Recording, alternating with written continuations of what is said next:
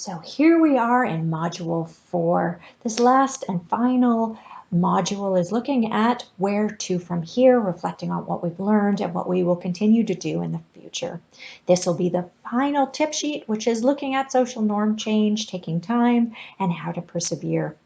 Within this module, you'll find 2 activities that help your groups to reflect on what they've done and to celebrate the things that they have achieved in that time.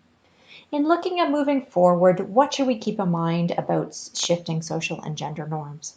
As we have said before, changing behavior, changing the rules that govern behavior can be challenging. It can be complex. It takes time and patience, and there may be backlash. So in anticipating backlash, there's a few things it's useful to keep in mind. 1, make sure you're identifying social and gender norms and naming them. This will help to bring awareness to them and to the idea that you could shift them.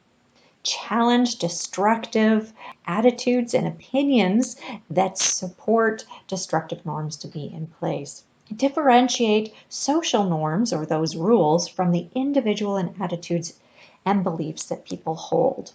Also recognize the space where norms occur, the physical space, and make sure that you're recognizing that they vary.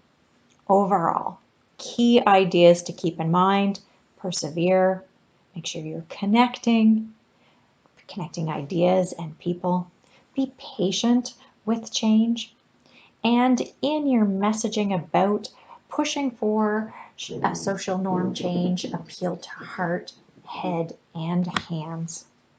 In raising awareness, a couple of tips that we have gleaned from the literature, from our experience. Make sure you're supporting peer-to-peer challenging of stereotypes, of attitudes, beliefs, and social norms. Support campaigns to alter norms relevant in your area. For example, Real Men Don't Hit Women was a good example of how to hit at the heart of and challenge some underlying assumptions and work towards shifting some of the norms on male violence. One way to affect social norm change is through bargaining. Social norms may emerge from social bargains. That is, if you behave in this way, you will benefit in this way. In the same way, new norms can come into play. And final reflections.